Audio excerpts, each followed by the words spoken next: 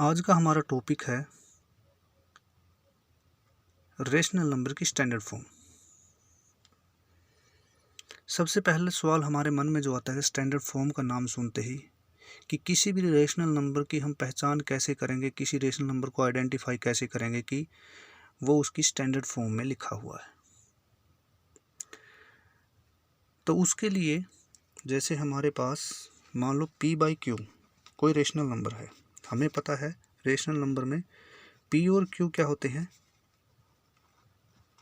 Integers, और इसके अंदर q is not equal to 0 होता है। इस चीज़ का हमें पता है। और जब हम स्टैंडर्ड फॉर्म के लिए हम चेक करते हैं तो उसके लिए हमें दो कंडीशंस को ध्यान रखना है कि वो दो कंडीशन किसी भी रेशनल नंबर से सेटिस्फाई हो रही है या नहीं हो रही है। पहली कंडीशन है जो रेशनल नंबर है p/q, हमें पता है इसके अंदर ये न्यूमरेटर है और जो q है वो डिनोमिनेटर है। जब भी हमें स्टैंडर्ड फॉर्म को चेक करना है तो सबसे पहले हम चेक करेंगे कि डिनोमिनेटर पॉजिटिव है।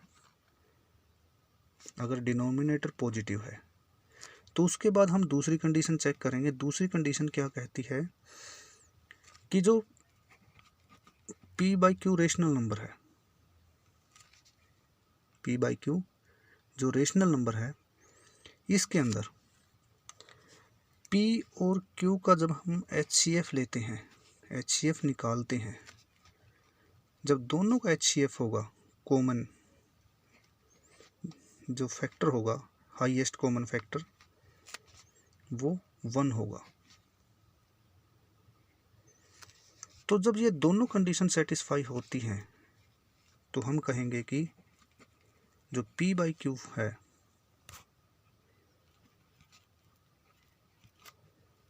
Is in standard form. तो जो p/q रेशनल नंबर है वो उसकी स्टैंडर्ड फॉर्म में होगा। अब जब भी हमें कोई क्वेश्चन मिलता है सॉल्व करने के लिए और उसमें बोलते हैं कि स्टैंडर्ड फॉर्म में कन्वर्ट करो, एक्सप्रेस करो किसी भी नंबर को, तो उसके लिए हमारे पास 3 स्टेप होंगे। मान लो p/q कोई रेशनल नंबर है,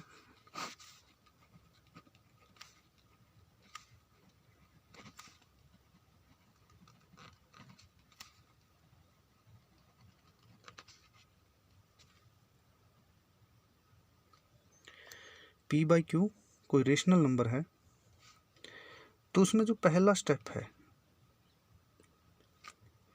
पहले स्टेप के अंदर हमें जो डिनोमिनेटर है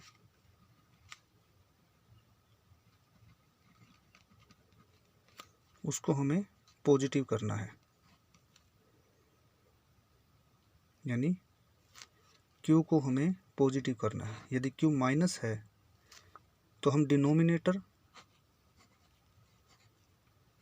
माइनस है तो हम डिनोमिनेटर और न्यूमरेटर, डिनोमिनेटर को -1 से करेंगे इसको पॉजिटिव करने के लिए, और इसके साथ ही हम न्यूमरेटर को भी -1 से मल्टीप्लाई करेंगे, तो ये हमारा पॉजिटिव हो जाएगा।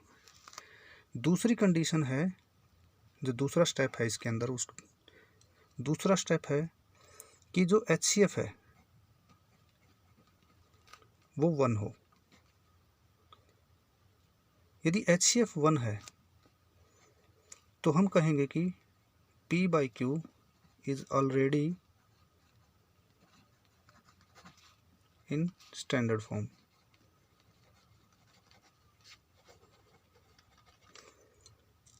जो p/q है वो ऑलरेडी ही स्टैंडर्ड फॉर्म में है। तीसरी कंडीशन है,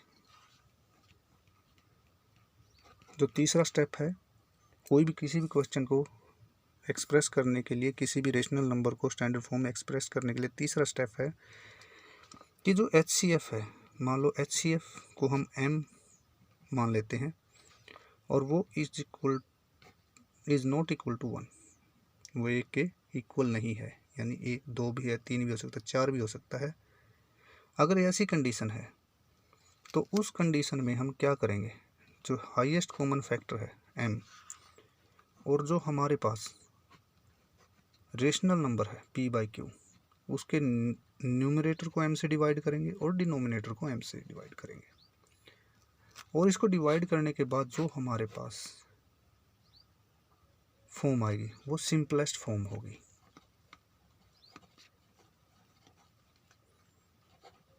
क्योंकि हाईएस्ट कॉमन फैक्टर से डिवाइड करने के बाद जो हमारे पास फॉर्म आएगी उनका हाईएस्ट कॉमन फैक्टर कितना होगा 1, तो वो आ जाएगी हमारी सिंपलेस्ट फॉर्म में।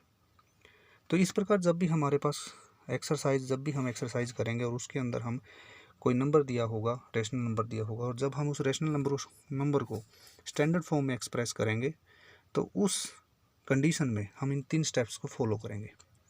सबसे पहले हम अगर डिनोमिनेटर नेगेटिव है तो उसको पॉजिटिव करेंगे, माइनस से मल्टीप्लाई करेंगे, और यदि HCF 1 है P और Q का, तो P बाई Q जो रेशनल नंबर है वो ऑलरेडी स्टैंडर्ड फॉर्म में होगा।